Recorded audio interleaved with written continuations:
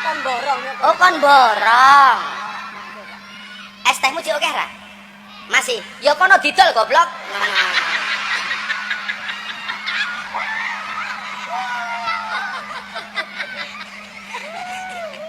Dolen dhisik, engko larong payu wis takdir. Coba kalian perhatikan dulu foto Gus Miftah yang satu ini. Udah mirip kami dua kan? Cuman bedanya yang satu langsing, satu langsung.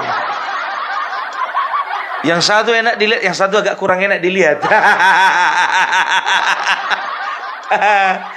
Ya, beliau ini adalah Gus Miftah. Bisa dikatakan beliau ini adalah salah satu panutan Opung Parbelak ya. Karena apa? Walaupun beliau ini ya bisa dikatakan adalah seorang kiai ya, seorang ulama, seorang ustadz, tapi beliau tidak pernah, bisa dikatakan tidak pernah ada jarak di antara beliau dengan pengikutnya. Beliau itu selalu mengakrabkan diri, ya selalu berusaha untuk mendekatkan diri dengan jamaahnya dengan guyonan-guyonan, dengan candaan-candaan. Dan di dalam setiap ceramah-ceramahnya beliau selalu menebarkan nilai-nilai positif. Tapi jujur aja aku bilang ya, kemarin-kemarin ini semenjak beliau ya dipercaya sebagai utusan khusus presiden, beliau mendapatkan serangan dari kubu sebelah. Dikatakanlah beliau ini kiai peliharaan Mulyono. Hush!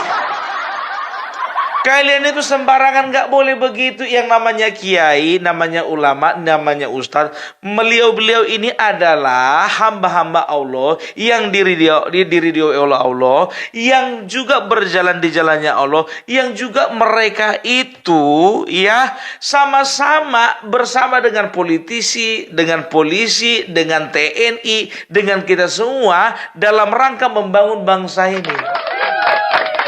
Kalau nggak ada ustadz, nggak ada kiai, nggak ada presiden, nggak ada nggak ada pendeta, nggak ada pastor, nggak ada pemuka-pemuka agama dari agama lain, tidak akan mungkin ini politisi-politisi dan juga polisi dan juga tentara dan juga semuanya kita bisa menjaga akhlak dengan baik.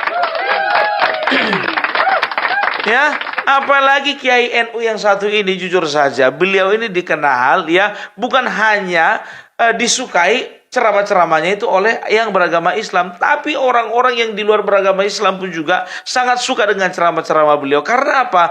Ceramahnya selalu meneduhkan, ya ceramahnya selalu memberikan nilai-nilai positif, kan begitu. Namun sayang sekali baru-baru ini beliau ini mungkin hilap kata, ya mungkin beliau ini terlalu kelewat bercandanya, ya ceritanya begini. Jadi ada seorang penjual es teh.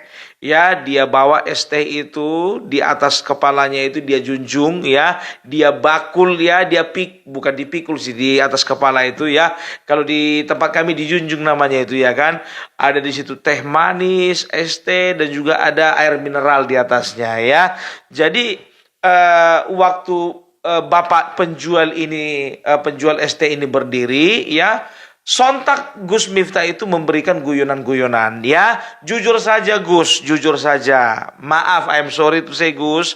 Kalau ketika aku menonton video ini aku agak kecewa. Karena apa? Karena memang jujur saja dilihat dari umur bapak itu sudah sangat tua ya. Bapak itu bisa dikatakan dia mencari nafkah yang halal untuk anak dan istrinya. Jujur saya sebagai penggemarnya Gus ya, saya sangat kecewa. Bahkan kecewa berat. Ternyata Opung Parbelak bukan satu-satunya orang yang kecewa dengan apa yang dilakukan Gus ya. Tapi banyak netizen-netizen yang juga kecewa. Ya, jadi netizen ini ada terbelah dua. Yang pertama, mereka kecewa dengan tindakan Gus, tapi tidak membenci Gus. Ya, yang kedua, mereka kecewa dengan Gus, tapi memanfaatkan kebencian mereka untuk melampiaskan kepada Gus. Serius, itulah yang tadi biar tahu Gus, orang-orang yang benci Gus karena apa? Karena mereka menganggap Gus Miftah ini ternak Mulyono. Kiai bayarannya Mulyono. Sorry. Jadi begitu. Jadi maaflah Gus Miftah ya. Kita sama-sama di barisan Bapak Jokowi. Kita ini sekarang sedang rajin-rajinnya kena sorot.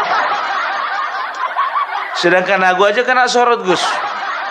Apalagi Gus Miftah, seorang penceramah, seorang pendakwah yang harusnya memberikan nilai-nilai positif, ya, ya Gus sebetulnya harus sudah mulai bisa menjaga image lah ya. Dan juga jujur aja aku bilang ya, Gus Miftah ternyata beliau menyadari kesalahannya, dan dengan segala kerendahan hati beliau itu sudah menyatakan maaf dan sudah datang berkunjung ke rumah bapak penjual es tadi. Gitu dia ya. Tunggu, aku lagi batuk.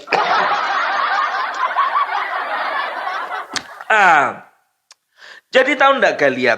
Ya, jadi sebagai seorang pemimpin, sebagai seorang pendakwah, sebagai seorang pemimpin jamaah, ya, kita itu tidak akan pernah luput dari namanya salah. Ya, nggak akan pernah luput dari namanya hilaf. Karena apa? Manusia itu tempatnya hilaf. Manusia itu tempatnya salah. Manusia itu tempatnya dosa. Kan begitu. Ya, kalau aku pribadi sih jujur saja. Ya, kalau kemarin itu sempat kecewa. Dan aku sebetulnya nggak mau. Ya, aku nggak mau bikin panas dengan membuat video yang menyudutkan Gus Miftah. Nggak mau ya. Dan orang tahu nggak kalian? Ya, aku kemarin live. Dan juga kemarin itu aku bikin konten. Mereka selalu mencecar aku dengan pertanyaan. Coba bikin dulu pandanganmu tentang Gus Miftah. Bikin dulu tanggapanmu tentang Gus Miftah. Sampai aku sendiri menghindari hal tersebut. Karena apa? Karena sampai kemarin aku tidak menemukan adanya video klarifikasi daripada Gus Miftah. Tapi ya itulah dia, alhamdulillah Gus Miftah sudah memberikan pernyataan ya, bahwasanya beliau dari hati yang paling dalam sudah meminta maaf ya.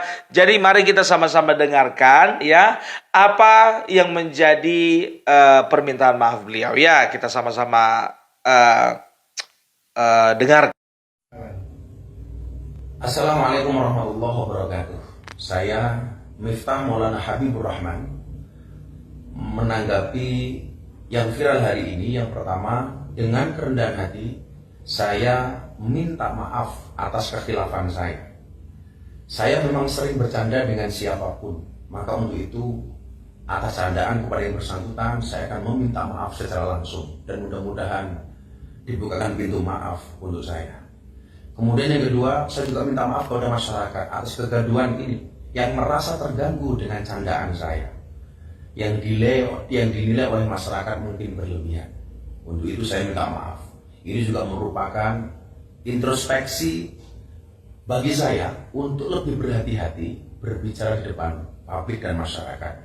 Saya juga sudah ditegur oleh Bapak Siskap yang hari ini berada dari PAM untuk lebih berhati-hati menyampaikan pendapat dan pidato di depan masyarakat umum.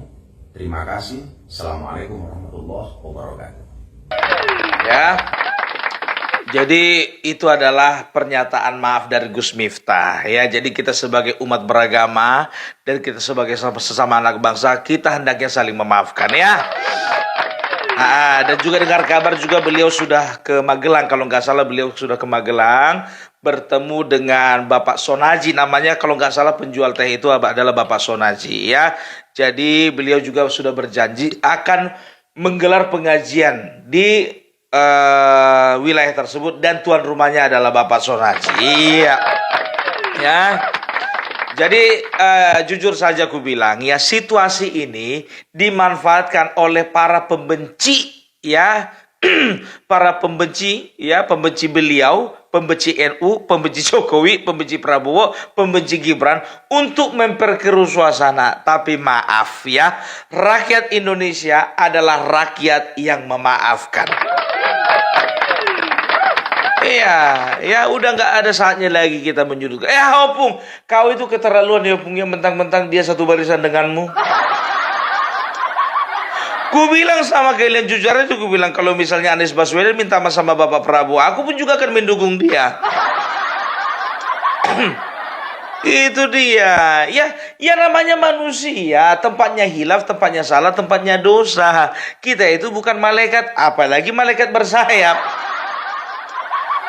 Gitu loh, cuman bukannya bilang apa, aku udah cek beberapa video, banyak kali yang menyudutkan Gus Miftah, mengatakan bahwasanya inilah kiai kebanggaan kalian itu. Dibanding-bandingkanlah dia sama sinden. Ada penyanyi kan begitu kan, ya. Waktu ada tukang jual ST itu waktu lagi di konser, itu berapa itu apanya esnya? Tolonglah, ini uangnya, bagi-bagilah di situ kan begitu ya. Kalau ku bilang sebetulnya Gus Miftah ini bukannya orang tipikal yang bisa dikatakan ya baru kali ini aja berhadapan dengan pedagang. Enggak. Ya, beliau ini bisa dikatakan ya kalau misalnya jumpa sama pedagang beliau juga akan beli dagangannya. Cuman waktu itu mungkin kebetulan tersorot kamera kan begitu. Tersorot kamera, kebetulan juga bapak itu juga wajahnya sedang lesu ya, dagangannya juga belum laku, dibecanda-becandain. Jujur Opung Parbelak pun juga nggak terima. Gak terima. Jujur kalau misalnya Opung Parbelak ada di situ, selesai acara mungkin aku akan ngomong sama Gus, tolonglah Gus. Gus itu tadi bikin kesalahan. Gus itu nggak bisa jaga perasaan orang ya, kan begitu. Cuman itu dia ya. Banyak orang juga memberikan serangan kepada Gus Miftah dan juga memberikan serangan kepada kabinet Bapak Prabowo. Apa dibilang? Inilah yang ternyata orang pilihan Prabowo. Inilah orang yang dibangga-banggakan Prabowo. Tolong dulu, kalian kalau menanggapi masalah itu kontekstual, kan begitu. Sedangkan beliau pun mengatakan bahwasanya saya ditegur oleh sekretaris kabinet. Ya, supaya apa? Supaya menjaga ya perkataan di depan para umat gitu ya. Jadi bisa dikatakan Bapak Prabowo tidak akan tinggal diam ketika ada anggotanya melakukan kesalahan. Ya, itu dia. Cepat-cepat kan langsung dia minta maaf. Makanya aku bilang jangan pernah, kalian kan suka kali kayak gitu. Yang menang gubernur sana, yang kalian salahkan Jokowi. Kalah kalian contohnya di Sumatera Utara, yang kalian salahkan Jokowi. Suka kali mempersalahkan gitu, nggak kontekstual gitu loh. Yang mana melakukan kesalahan itu persalahkan. Ini tidak menjalar kemana-mana. Gitu loh, terserah kalian. Ya kalau kalian nggak suka sama Opung Parbelak, terserah kalian. Kalau kalian misalnya benci sama Opung Parbelak karena kalian menganggap Opung Parbelak sudah mengangkat masalah Gus Miftah ini, terserah kalian. Tapi aku mau bilang sama kalian ya, aku berusaha untuk independen. Aku udah berapa kali aku katakan, waktu kemarin itu Budi Ari melakukan kesalahan, aku komentari ya. Waktu itu Natalius Pigai aku katakan belum apa-apa, langsung minta uang banyak gitu, aku juga persalahkan. Begitu juga kemarin itu menteri yang menggunakan stempel kop surat Kementerian Desa itu juga aku persalahkan. Kan begini juga ya kan? Ini juga aku persalahkan tindakannya ini supaya apa? Supaya menjadi koreksi ke depan. Gitu. Jadi salah besar kalau kalian bilang aku ini penjilatnya Jokowi. Bukan. Kita sesama anak bangsa, kita saling mengkritik, kita saling menjaga, kita saling membangun, kita saling memberikan masukan. Kenapa enggak gitu kan? Tapi dengan cara-cara yang memang betul-betul elegan kan begitu, dengan baik, cara yang anggun, cara yang sopan gitu loh. Pung, apa pula kau bilang cara kau sopan? Kau aja mengetawa-ngetawai. Kalau mengetawa-ngetawai itu yang ku ketawa itu tingkah lakunya. Kayak mana gak ku ketawai, udah kalah pilkada, mau dimasukkan lagi Polri, disatukan sama ABRI. Atau Polri mau di bawah Kemendagri. Itu baru ku ketawai. Ya, itu makanya aku bilang udah kalah ngotot pula, itu harus diketawai. Makanya gue bilang ya, makanya kan kalau orang gitu ada masalah contohnya, ya kan tatu dimarah-marahin, kita ketawain aja. Yang sana marah-marah kita ketawain aja. Ya kalau Bapak Prabowo kan lain, kita jogetin aja. Kalau aku ndak ketawain aja. Ngetawain bukan artinya menghina, bukan. Itu adalah ekspresi bahwasanya kok bisa begini ya. Kok iso ngono toh? Cuman kalau untuk masalah ini aku nggak berani terlalu banyak ketawa, karena bagaimanapun juga beliau ini adalah sosok ya, yang merupakan pemimpin jamaah. Beliau ini adalah sosok yang harus dihormati. Jujur aja aku bilang sama kalian, ya, kalau bicara tentang misalnya Abdul Somad, ya kan banyak contohnya orang-orang nggak setuju dengan beliau. Tapi gimana pun juga Opung Parbelak masih respect dengan Abdul Somad. Ya, dengan Ustaz Abdul Somad, dengan Kiai Haji A'agim, ya, dengan begitu juga sekalipun Habib Rizik. Kalau misalnya beliau itu memang sedang berceramah, ya, mengajarkan nilai-nilai Islam, kalau memang tidak dalam rangka memecah belah, ya, aku akan respect beliau gitu loh, ya. Jadi kenapa enggak gitu loh? Selalu ada nilai-nilai positif yang kita ambil. Ya, makanya orang itu sering bilang, Pung bahas dulu tentang Balawi. Aku jujur aja, segala sesuatu yang menyerempet agama takut. Salah ucap. Nanti kayak Ahok masuk penjara aku. Ya udahlah, yang penting kita sesama anak bangsa, kita gandengan tangan lah. Kita sama-sama bangun bangsa ini. Banyak cara untuk membangun bangsa ini, ya kan? Menjadi dokter, menjadi polisi, menjadi anggota dewan, menjadi presiden, menjadi penceramah. Yang penting tujuannya sama, membangun bangsa. Itu dia, apalagi agama bukan untuk diketawa-ketawain. Jadi Gus Miftah ini selalu membawa guyonan supaya apa? Supaya gampang diterima jemaah gitu loh. Gampang dimengerti setiap ceramah-ceramahnya. Itu yang aku suka dari beliau gitu loh. Tapi ya sudahlah, ya. Sedangkan waktu pasangannya Ridwan Kamil dan siapa satu lagi tuh, wakilnya itu siapa? Suswono-nya itu yang dikatakan katanya beliau itu menghina Nabi. Ya, menghina, ya. Tapi apa kata Abdul Rizik? Gabung-gabung nama orang itu jadi. Apa kata Habib Rizik? Ya, jangan salahkan Suswono karena beliau itu hilaf, salah ucap. Kan begitu. Itu makanya gue bilang, ya. Jadi apapun agama kita, mari kita bergandengan tangan. Apapun suku kita, mari kita bergandengan tangan gitu loh. Oke, jadi itu dari Opung Parbelak udah kayak bupati aku ngomong. Ya, itu dia. Ya, kalau aku ini nggak pandai aku bersilat lidah. Nggak pandai aku kayak Gus Miftah ini, biar tahu kalian. Kalau Gus Miftah ini memang kelasnya sudah atas. Cemana lah level grassroots. Ya, begitu juga Opung Parbelak kan menyampaikan bukan aku katakan aku memberikan pendidikan politik, tidak, ya kan? Aku hanya memberikan informasi-informasi politik dengan candaan-candaan seperti ini supaya apa? Supaya mama suka menangkap isu-isu politik. Anak-anak muda juga tertarik dengan cara-cara seperti ini supaya apa? Supaya mereka juga melek politik, gitu.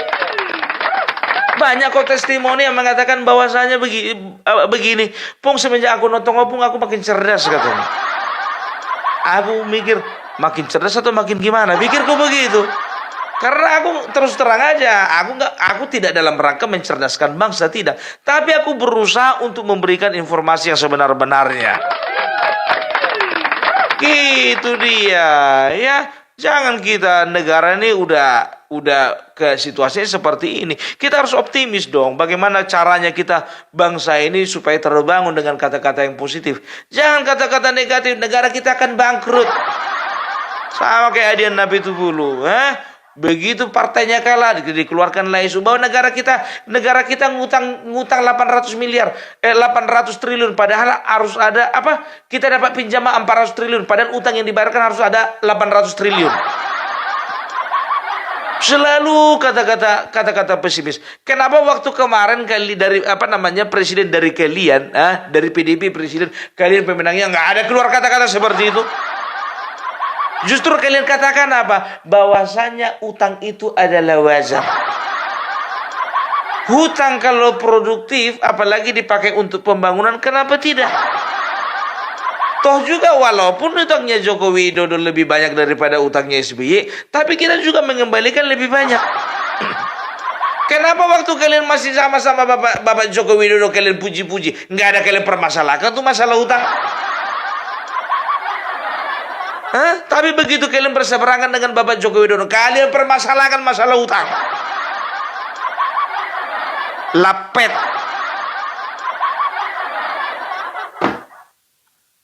Kita ngomongin apa sih? Perasaan tidak kita tadi ngomongin Gus Miftah, kok ujung-ujungnya ke Adian Nabi itu bulu. Iya, jadi gerah aku dengan cara-cara seperti itu gitu loh ya. Jadi oke lah dulu ya.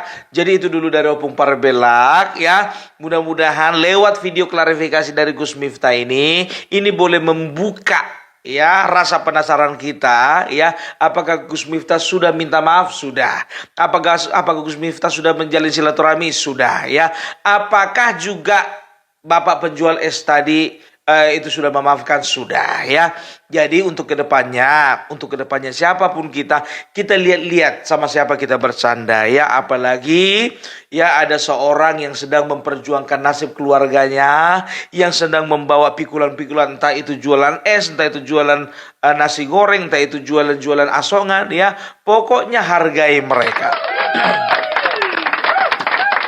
Gitu dia ya. Oke, itu dulu dari Opung Parbelak. Salam NKRI, NKRI harga mati.